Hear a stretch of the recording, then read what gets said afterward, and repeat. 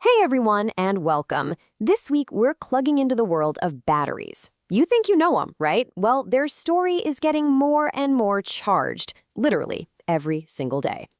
I mean, it's right there. It's the lifeblood of your phone, the first thing you check in the morning, and probably the last thing you plug in at night. It's also quietly, or not so quietly, completely changing how we get around. And get this, it's now a major piece on the global chessboard, super critical. So yeah, what is the big deal? How did this humble little power pack become so central to, well, pretty much everything? Let's get into it.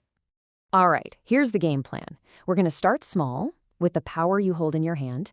Then we'll zoom out to the cars on our roads, our massive energy grids, and finally, the global power plays. And stick around, because we're even going to look at what the word battery itself has been up to in the news. Okay, first up, power in your palm.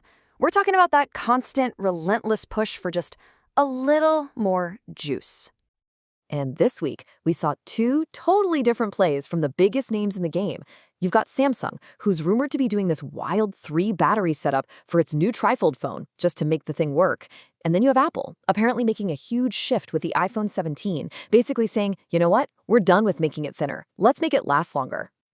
This quote from TechCrunch really nails it. For what feels like forever, the goal was thinner, thinner, thinner. But now it seems like people are finally saying, hey, I'll take a phone that's a little thicker if it means I don't have to carry a power bank everywhere. It's a huge shift in priorities. And it's not just the big two. Motorola's talking about game-changing tech. Oppo is rumored to be cramming a monster 6,500 milliamp hour battery in its next phone. And then there's this other angle, which is just as important. Google's new Pixel Watch is getting props for being easy to repair, specifically because the battery isn't glued in.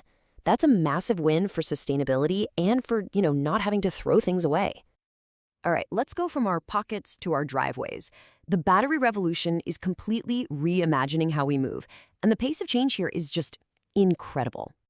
And check this out. It's not all about plugging into a wall and waiting. In India, a company called Battery Smart is doing over 100,000 battery swaps a day for electric scooters and rickshaws. You just pull in, pop out the old battery, slap in a new one, and you're gone in minutes. It's a completely different way of thinking about EV infrastructure. Now, as the EV market gets bigger, a new problem is popping up. Trust. Especially when you're buying a used one. How do you really know the health of that battery? Well, Kia is testing a solution called the EV Battery Passport. Think of it like a Carfax report, but just for the most important and most expensive part of the car. And this is a much bigger deal than it sounds. This passport could totally change the game for the used EV market.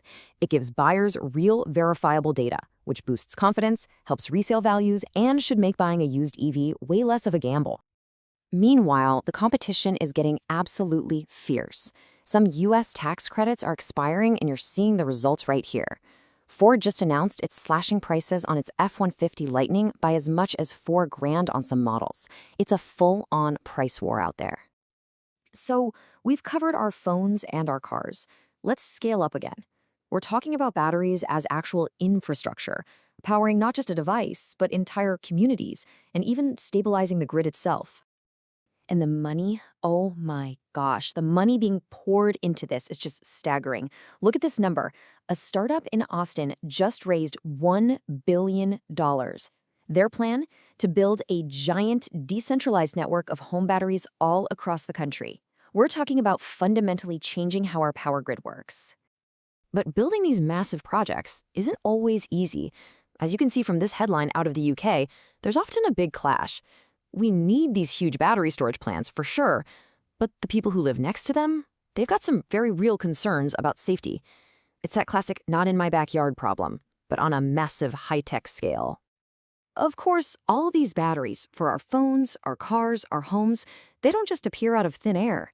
They need raw materials, and the huge demand is forcing companies to get really, really creative about where they find them. I mean, just look at this stuff. There's a plan to literally pull lithium out of the saltwater of the Great Salt Lake. Over in Italy, they're planning the world's largest battery storage hub. And Northern Ireland just greenlit a brand new super hub. This is happening all over the planet. And that global scramble for materials, well, it brings us to our next stop, the high-stakes world of geopolitics. Because it turns out, when you control the stuff that makes the batteries, you control a whole lot more. And this week, that power struggle really heated up. The flashpoint is something called rare earth materials. These are elements you absolutely need for advanced tech like chips and EV motors. On Thursday, China announced new limits on exporting them. And just a few hours later, President Trump hit back, threatening massive new tariffs in response. And as this headline points out, this isn't just politicians making noise. Analysts are saying these moves are going to have a direct, real-world impact on the global supply chain for chips and other tech. It could create major bottlenecks for the very same phones and cars we were just talking about.